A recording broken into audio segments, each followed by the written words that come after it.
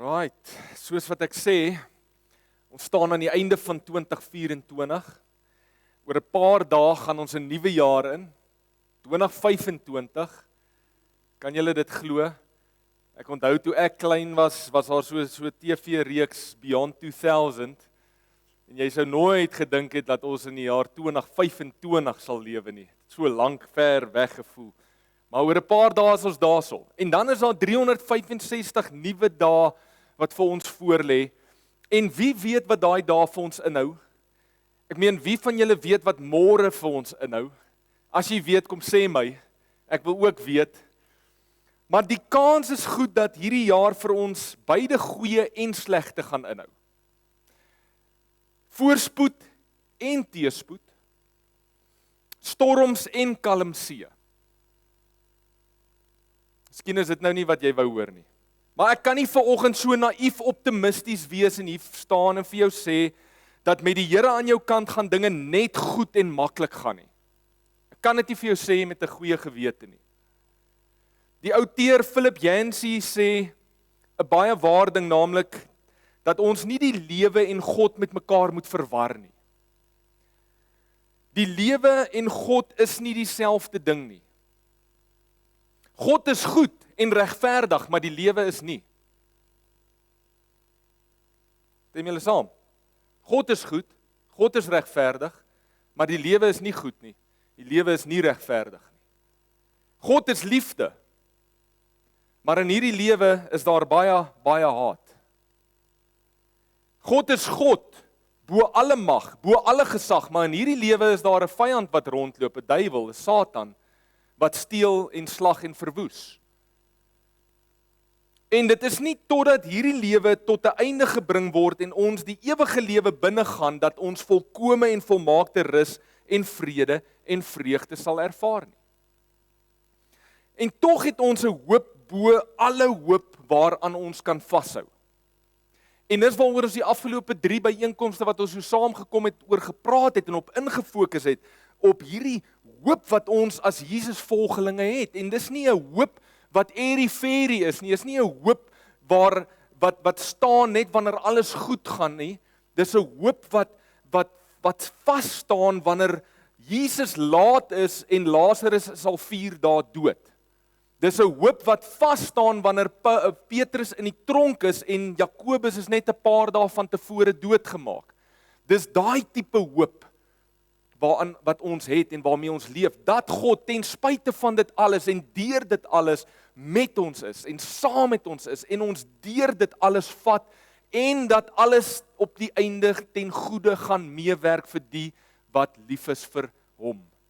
Dis die hoop waarmee ons lewe. En ons kan vasleef daaraan deur met geloof met ons oë op God gerig en nie op aardse dinge alleen gerig nie. Vanoggend wil ek hê ons moet saam kyk na hierdie Psalm 27, en ek wil dit van toepassing maak op die jaar wat voorlê. En ek wil hê ons moet met hierdie mindset hierdie jaar binne gaan. En ek wil met hierdie vraag na die Psalm kyk, naamlik, wat is jou grootste begeerte vir hierdie jaar? Jy moet dit in jou hart beantwoord voordat jy die jaar ingaan. Wat is jou grootste begeerte vir 2025? Dink gou daaraan. Hoe gaan jy dit opsom vir jouself? En hou hom dan daar in jou agterkop. Die kenner sê Psalm 27 is geskryf deur Dawid. Dit staan ook daar in die Psalm voor, Psalm van Dawid. En jy kan hierdie Psalm in 3 dele opdeel. Deel 1 is vers 1 tot 3.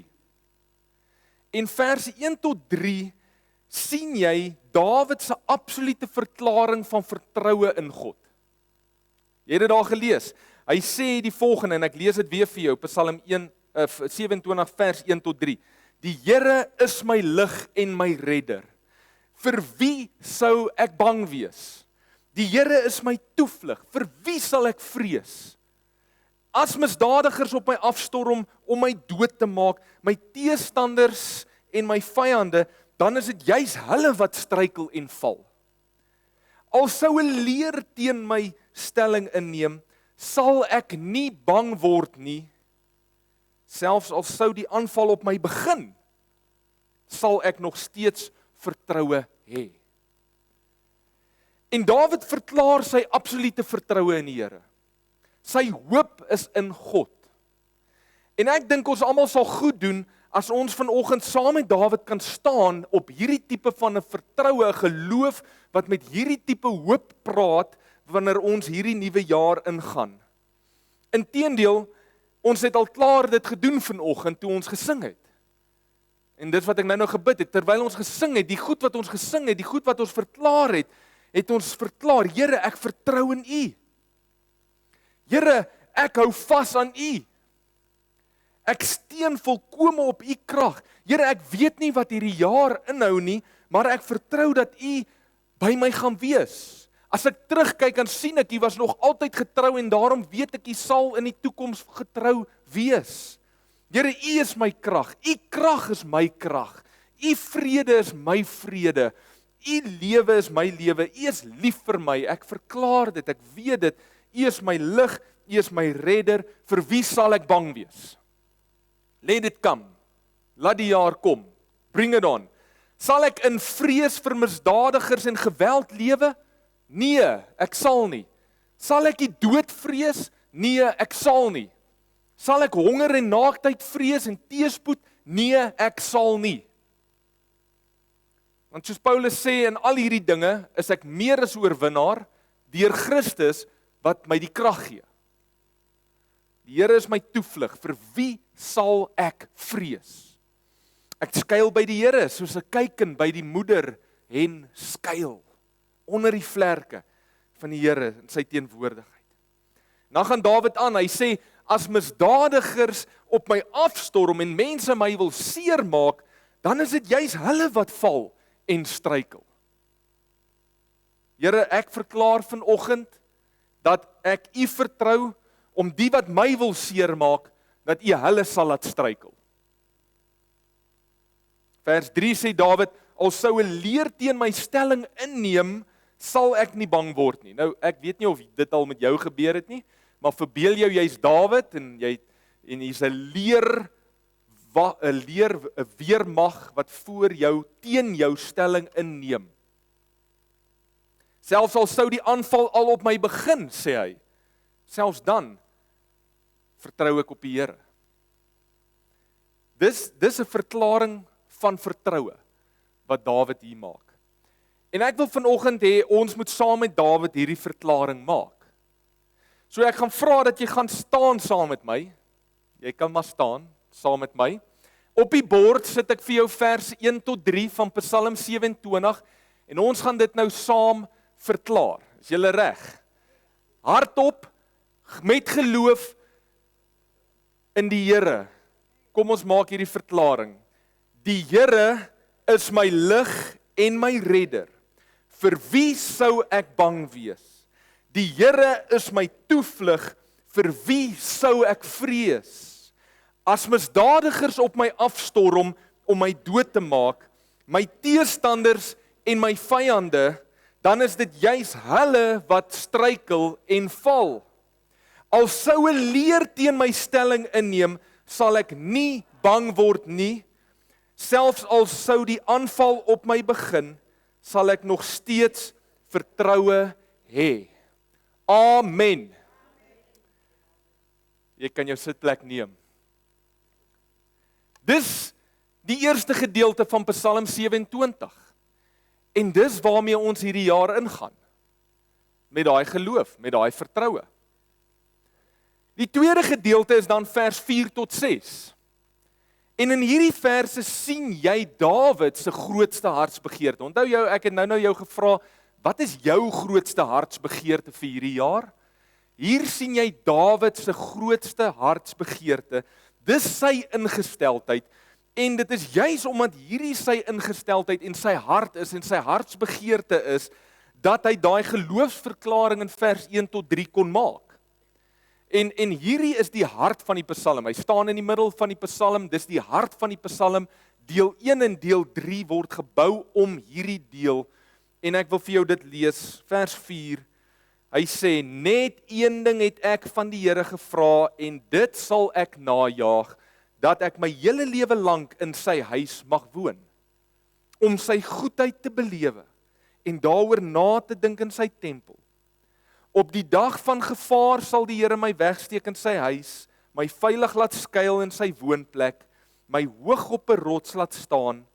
Ek sal in sy woonplek onder trompetgeklank my offers bring, ek sal 'n lied sing, ek sal sing tot die eer van die Here, terwyl ek neerkyk op die vyande rondom my. So jy sien hierso dat die een ding wat Dawid in die lewe begeer en dit nastreef is God se teenwoordigheid. God se teenwoordigheid. Hy sê, dit is sy grootste begeerte om sy hele lewe lank in God se teenwoordigheid te wandel. Hy praat hiervan, hy begeer om in die tempel te woon, in die huis van die Here te wil bly, dat die Here hom sal wegsteek in sy woonplek. Nou, Dawid praat nie hier van die fisiese tempel nie, want die fisiese tempel is nog nie eens gebou toe Dawid hierdie geskryf het nie. Hy praat van God se teenwoordigheid. Hy sê, ek wil in die teenwoordigheid bly, ek wil in die teenwoordigheid, in die goedheid, wil ek bly, wil ek wandel, ek wil dit oordink. Ek wil die goedheid oordink, sê hy daar in vers 4. Op die dag van gevaar sal God se teenwoordigheid my skuiling wees, sê hy. God se teenwoordigheid sal soos 'n rots wees waarop ek staan en neerkyk op my vyande. In die God se teenwoordigheid sal ek 'n lied sing, sê hy, en God eer en God aanbid. Mense, ek wil jou weer vra, wat gaan jou ingesteldheid wees in hierdie jaar? Wat is jou grootste begeerte in hierdie jaar? Wat gaan jy najaag in hierdie jaar? Is dit om soos Dawid, soos wat hy sê, om in God se teenwoordigheid te leef? Is dit jou hartsbegeerte? Is dit jou fokus? Is dit jou ingesteldheid? Om gehoorsaam aan hom te wees? Om gedurig in aanbidding voor hom te wees en te leef? Om besig te wees om hom te verheerlik in alles wat jy doen? Om soos Jesus sê, eerste God se koninkryk te soek en sy geregtigheid. Want dan sal God se teenwoordigheid jou blyplek wees. En sal jy saam met Dawid daai geloofsverklaring van vers 1 tot 3 kan maak. Of miskien sit jy hier en jy vra vir jouself, wat is my fokus, wat is my doel, wat is my begeerte vir die jaar, en jy kom agter, ek kan nou sê, dit is om God se teenwoordigheid te leef, maar eintlik in my hart weet ek, dit is iets anders. Is dit dalk iets anders? Jaag jy dalk ander goed na? Het jy dalk ander begeertes wat jy najaag? Is jou grootste begeerte dalk om suksesvol te wees in besigheid? Dis nie 'n slegte begeerte nie, maar is dit jou grootste begeerte? Is jou begeerte om 'n ou of 'n meisie te kry?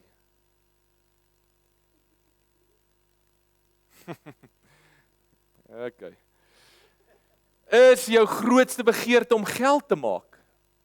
Is jou grootste begeerte om aansien te verkry? Is jou grootste begeerte om mense te beïndruk? Om gelukkig te wees? So ek weer sê, om gelukkig te wees nie 'n slegte begeerte nie, maar is dit jou grootste begeerte? Om van te hê? As ek na baie mense kyk, soos wat hulle leef, en as mens die jaar ingaan, en as ek partykeer na myself kyk, dan vra ek ete. Partykeer kom ek agter, een van hierdie goeters is dalk die grootste begeerte. Die grootste dryf, die grootste ingesteldheid. Maar as dit vir jou so is, dan en ek sê dit vir myself, dan is die fokus verkeerd. Dan is die ingesteldheid verkeerd. En nie een van daai dinge gaan vir jou 'n toevlug wees nie. Nie een van daai dinge gaan vir jou 'n beskerming wees wanneer die vyand jou storm nie en om jou saamdrom nie. Al daai dinge sal verteer word en uitmekaar val wanneer die druk kom. Vra maar vir die dwaase man in Lukas 6 of Matteus 7 wat Jesus van praat, wat hy sê, die dwaase man wat sy huis op die sand bou.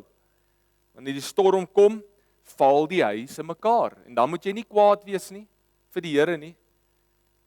As ons huis op die goed bou, en die storm kom, dan gaan hy val.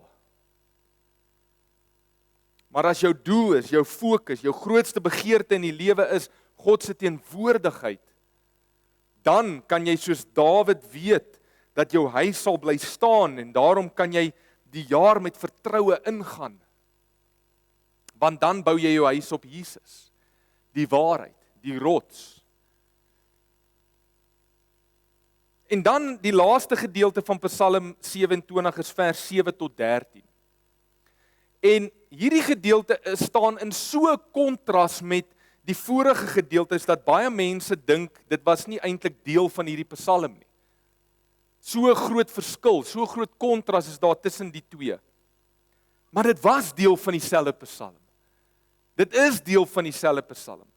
In hierdie gedeelte sien jy en voel jy die werklikheid van die lewe wat om Dawid saampak. Daar's angs, daar's vrees. Want al het hy in die Here se teenwoordigheid sy toevlug gevind en dit sy toevlug gemaak, en al kan hy in geloof sy vertroue in die Here verklaar, soos wat hy in vers 1 tot 3 maak, gebeur die lewe ook met Dawid.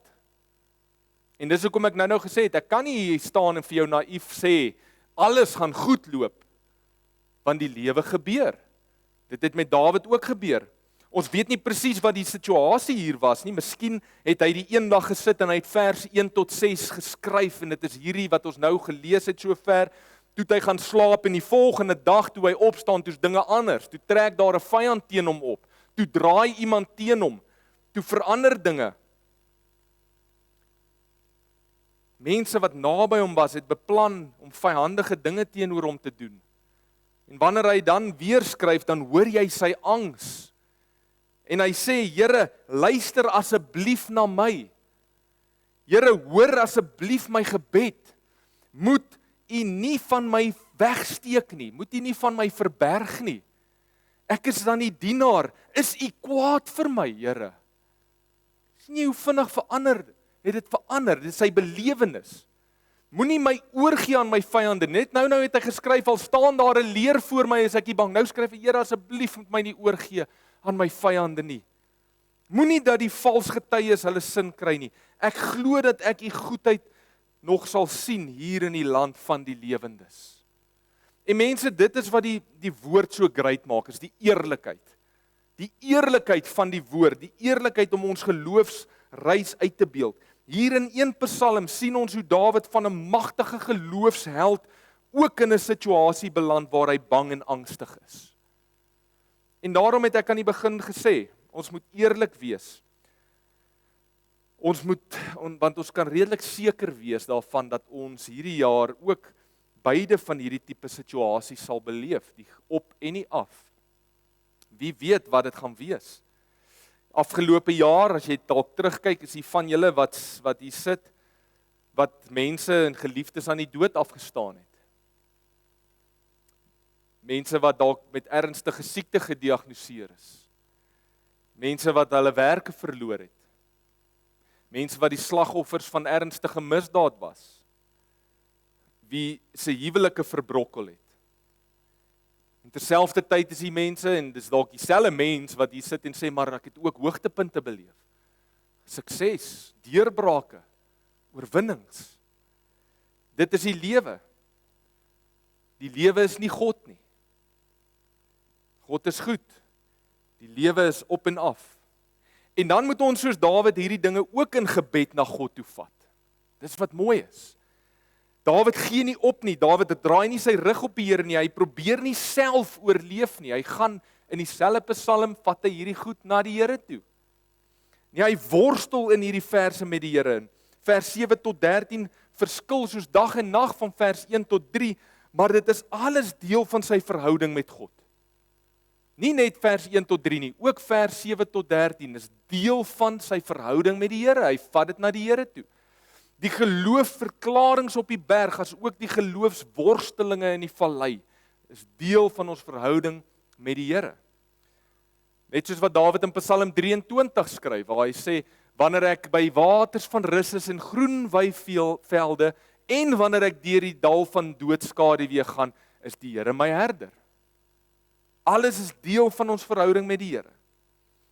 Om die waarheid te sê, is dit meestal juis die worstel en die vallei wat die geloofsverklaringe op die berg moontlik maak. Ek sê dit weer, dis die worstelinge in die vallei wat die geloofsverklaringe op die berg moontlik maak. Dis waar hoop groei. Dis waar hoop gechallenge word. Dis waar hoop sterker word. Dawid kon aan die begin van die Psalm verklaar dat hy nie sal vrees vir sy vyande nie, want hy kon terugkyk en sien daar was kere in die verlede wat die Here sy vyande oorwin het. Waar die Here hom verlos het. En omdat hy deur daai valleie gegaan het, kan hy nou weer in vertroue op die Here staan. So in hierdie jaar wat voorlê, 2025, as jy in die valleie beland en daardeur moet loop, weet God is saam met jou. Worstel daardeur. Volhard. Moenie dan vra en sê, waar is die Here nie? En as jy daai vra dit dan in geloof. Here, waar is U? Maar ek weet, U is daar. Julle hoor daai, dit klink snaaks, maar jy kan dit op twee maniere vra. Here, ek worstel met U, ek vra die vraag, maar ek weet, U is daar. As jy dalk tans in so 'n tyd is van jou lewe waar daar 'n worsteling is, selfs dalk 'n geloofstryd waarmee jy sukkel, weet dat dit vir jou oor die krag gaan gee. God gaan vir jou die krag gee om op daai bergpiek weer te kom. Jy gaan deur die vallei kom. Jy gaan weer geloof daai verklaringe maak wat Dawid in vers 1 tot 3 maak. En dis juist waar Dawid dan die Psalm afeindig. Psalm 27 vers 14, waar hy volgende sê, vertrou op die Here. Wees sterk, hou goeie moed, ja, vertrou op die Here. En op die ou einde van die dag bly dit die kruks van die saak, vertrou op die Here. In vers 1 tot 3, vertrou op die Here. In vers 7 tot 13, vertrou op die Here. Op die berg en in die vallei. Want as jou nommer 1 begeerte is om in God se teenwoordigheid te leef, sal hy jou red. Sal hy jou red. As jy in hom skuil, sal die Here jou red uit wat ook al op jou pad is. So ek wil hê ons moet afsluit vanoggend en ek wil hê jy moet weer saam met my staan en ons moet saam vers 14 verklaar. En dis waarmee ons afsluit. Dis wat ek wil hê jy moet onthou. Dis wat ek wil hê jy moet hierdie jaar die heeltyd kan verklaar. Of jy nou op vers 1 tot 3 staan en of jy dalk vers 7 tot 13 staan, kom ons verklaar hierdie saam met my. Hy is op die bord. Ek vertrou op die Here. Ek sal sterk wees en goeie moed hou. Ja, ek vertrou op die Here. Weer 'n keer. Ek vertrou op die Here. Ek sal sterk wees en goeie moed hou. Ja, ek vertrou op die Here. Ontvang hierdie gebed. Here, ek bid dit oor elke persoon wat hier so staan vanoggend. Elkeen wat dalk aanlyn kyk wat nie hier kan wees vanoggend nie. Ons verklaar vanoggend, Here, ons vertrou op U. Ons sal sterk staan, ons sal moed hou, ons vertrou op U, Here.